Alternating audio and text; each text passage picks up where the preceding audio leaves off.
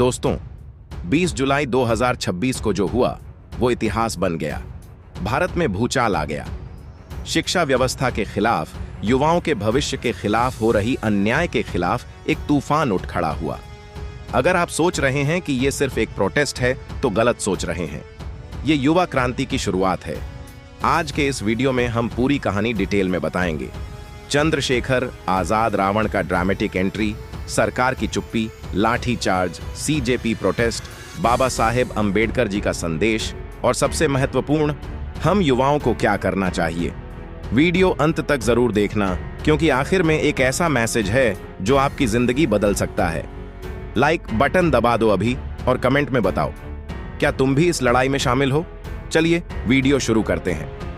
दोस्तों, 20 जुलाई को दिल्ली के जंतर मंतर पर सीजेपी कॉकरोच जनता पार्टी के नेतृत्व में एक बड़ा प्रोटेस्ट हुआ। छात्र युवा शिक्षा मंत्री धर्मेंद्र प्रधान के इस्तीफे की मांग कर रहे थे। पेपर लीक, छात्रों की मौतें, शिक्षा व्यवस्था में भ्रष्टाचार, ये सब मुद्दे लंबे समय से चल रहे थे। सोनम वांगचुक जी जैसे एक्टिविस्ट भूख हड़ताल पर थे। 20 जुलाई को प्लान था शांतिपूर्ण मार्च संसद की ओर, लेकिन क्या हुआ? पुलिस ने लाठीचार्ज कर दिया, सैकड़ों युवा घायल, दर्जनों हिरासत में। लेकिन दोस्तों, इस अंधेरे में एक उम्मीद की किरण चमकी। चंद्रशेखर आजाद रावण जी ने अपनी उपस्थिति दर्ज कराई। रात के 2 से 3 बजे वो जंतर मंतर पहुंचे, युवाओं के साथ खड़े हुए। उन्होंने साफ कहा, अगर बच्चों को कुछ हुआ तो मैं उनके साथ हूं। ये वाक्य सुनकर युवाओं में नई जान आ गई। आजाद जी ने युवाओं से अपील की कि इतिहास बदलने का समय है। उन्होंने वादा किया कि संसद के अंदर ये मुद्दा उठाएंगे। साथ ही सरकार को चेतावनी दी कि युवा अब चुप नहीं रहेंगे। दोस्तों, चंद्रशेखर आजाद रावण कौन है? दलित शोषित पीड़ितों के आवाज, भीम आर्मी के संस्थापक और अब संसद में नागिना से सांसद।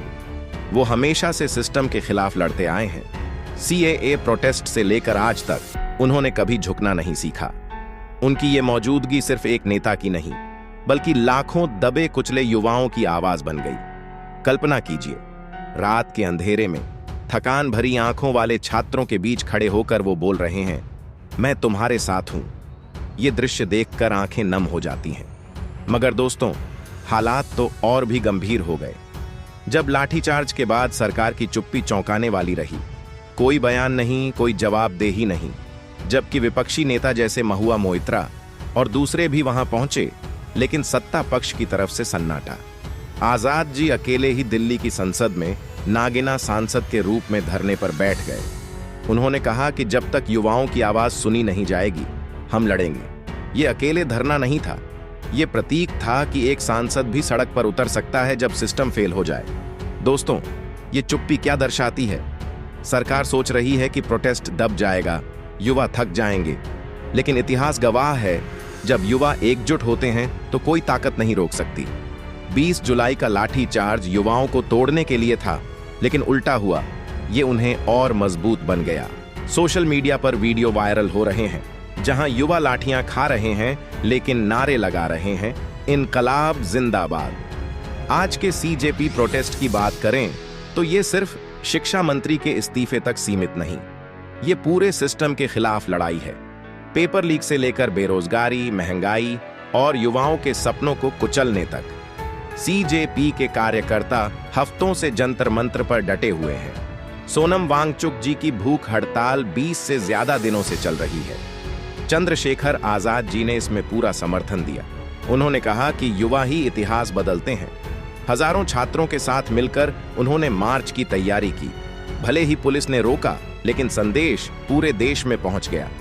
युवा अब सवाल पूछ रहे हैं। दोस्तों, ये प्रोटेस्ट सिर्फ दिल्ली का नहीं है, पूरे भारत में युवा जाग रहे हैं। बिहार, यूपी, महाराष्ट्र, हर जगह पेपर लीक की खबरें आ रही हैं। सरकार को जवाब देना ही पड़ेगा। दोस्तों, अब आते हैं सबसे महत्वपूर्ण मोड़ पर। लाठीचार्ज और प्रोटेस्ट के बाद चंद्रशेखर आजाद रावण जी ने वो किया जो बहुत कम सांसद करते हैं। उन्होंने संसद परिसर के अंदर बाबा साहेब डॉक्टर भीमराव अंबेडकर जी की प्रतिमा के ठीक नीचे धरना दे दिया। रात के अंधेरे में जंतर मंतर पर युवाओं के साथ खड़े होने के बाद अब वे संसद पहुंचे और अकेले ही बैठ गए। उनका कहना था, मैं बाबा साहेब की प्रतिमा के नीचे धरने पर बैठा हूं। जब तक सीजेपी के युवाओं की आवाज सुनी नहीं जाती, पुलिस की ज्यादतियों का जवाब नहीं मिलता, मैं यहां से नहीं हटूंगा। यह धरना सिर्फ एक प्रतीक नहीं है, यह दिखाता है कि एक सांसद भी सड़क से उठकर संसद के अंदर युवाओं की लड़ाई लड़ सकता है। आजाद जी ने कहा कि सीजेपी प्रोटेस्ट में हुए लाठीचार्ज, आंसू गैस और छात्रों पर हुई पुलिस कार्रवाई बर्दाश्त नहीं की जा सकती। उन्होंने शिक्षा मंत्री के इस्तीफे, पेपर लीक की निष्पक्ष जांच और घायल युवाओं को न्याय दिलाने की मांग की।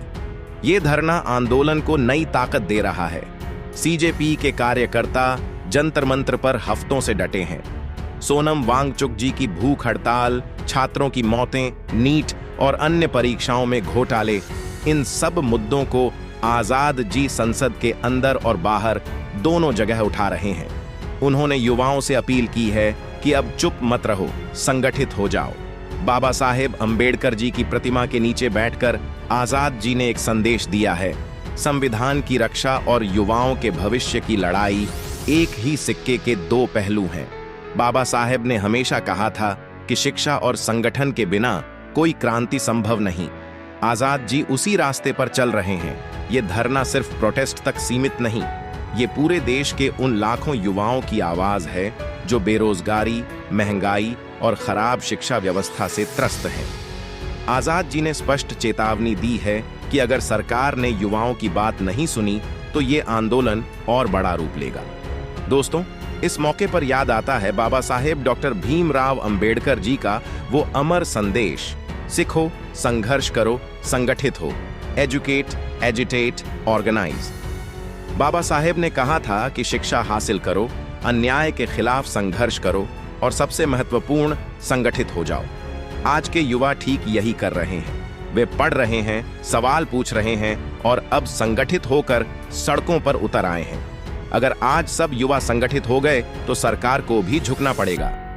बाबा साहेब ने सिखाया कि लोकतंत्र में आवाज उठाना हर नागरिक का अधिकार है। उन्होंने संविधान दिया जिसमें समानता, न्याय और स्वतंत्रता का अधिकार है। लेकिन आज जब शिक्षा का अधिकार छीना जा रहा है तो संघर्ष जरूरी है। दोस्तों, आज का यह भूचाल सिर्फ शुरुआत है। चंद्रशेखर आजाद रावण जी ने संसद हिलाई, लेकिन असली ताकत आप में है। बाबा साहेब का संदेश याद रखो, सीखो, संघर्ष करो, संगठित हो। अगर हम सब मिलकर खड़े हुए तो सरकार झुकेगी, सिस्टम बदलेगा। तो दोस्तों, आपके इस विषय पर क्या विचार है, हमें कमेंट करके बताइए।